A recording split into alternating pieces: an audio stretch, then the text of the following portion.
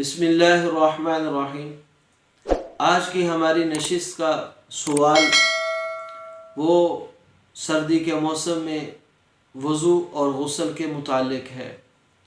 एक तो फ़ज़ाइल के एतबार से हम गुफ्तगू करेंगे कि सर्दी के मौसम में अल्लाह ताला ने वज़ू पर क्या कुछ हमारे लिए अजर व सवाब जमा कर रखा है, गुस्ल पर क्या कुछ अल्लाह ताला ने अजर व सवाब अता करना है, और दूसरी बात वज़ू और गुस्ल के कुछ मसाइल हैं, कुछ कोताहियाँ हैं जिसके बारे में आज की नशिस्त में हम गुफ्तगू करेंगे।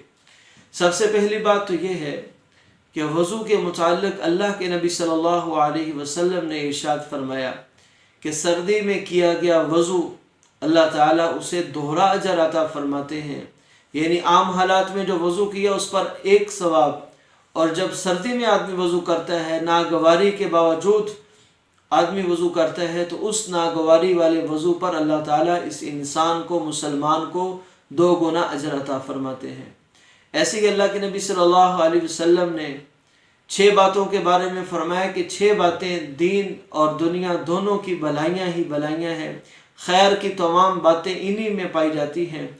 उनमें एक बात सर्दी के मौसम में नागवारी के वक़्त अपने आप को तैयार करना और वज़ू के लिए पेश हो जाना, वज़ू कर लेना अल्लाह को बड़ा पसंद है।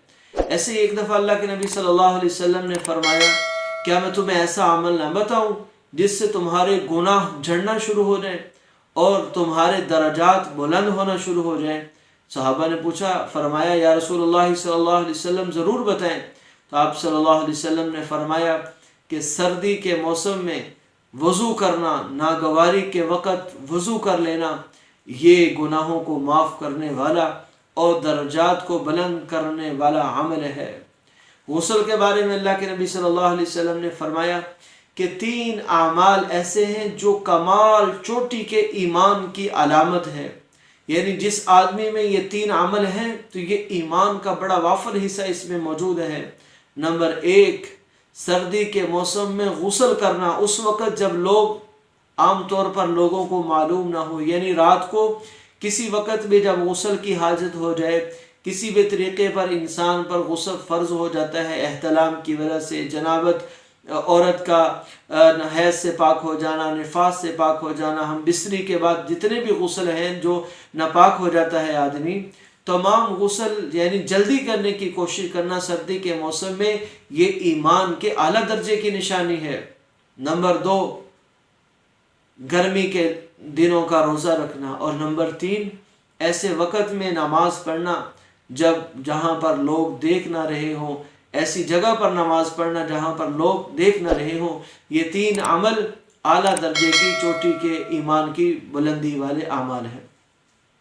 अब सर्दी के मौसम में वज़ू में और गुस्ल में कोताही क्या होती है?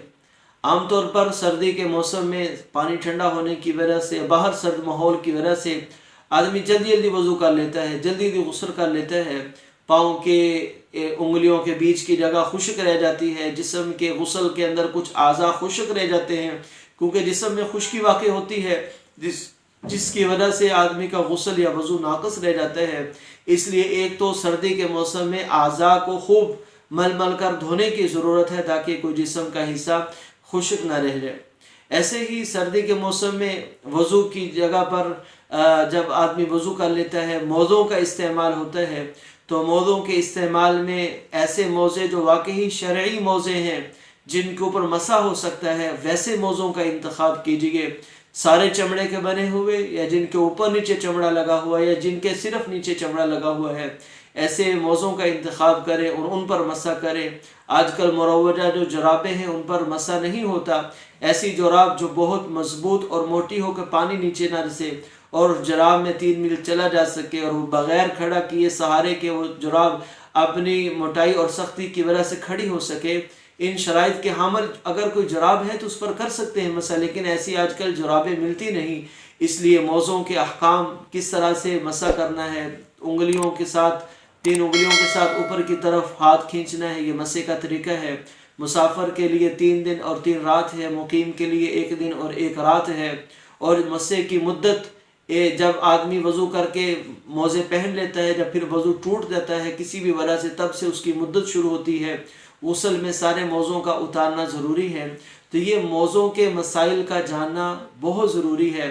ایسے ہی غسل کے اندر کی جانے والی کوتاہیاں ہیں کہ آدمی کے جسم میں کچھ اعضاء وہ خشک رہ سکتے ہیں سردی میں جلدی جلدی غسل کرنے کی وجہ سے، اس لیے خوب اچھے طریقے سے غسل کر لینا چاہیے، بلکہ فضیلت جو ابھی بیان ہوئی ہے اس فضیلت کو سامنے رکھ کر غسل کرنا چاہیے، تاکہ دنیا بھی بن جائے اور آخرت بھی بن جائے۔ دین بھی اللہ رب العزت عطا فرماتے ہیں اور آخرت میں بھی اللہ تعالیٰ درجات بلند فرمائیں گے۔ اللہ تعالیٰ ہم سب کو دین کی صحیح سمجھ عطا فرمائے اور دین پر عمل پیرا ہونے کی توفیق عطا فرمائے۔ وآخر دعوانا ان الحمد للہ رب العالمین۔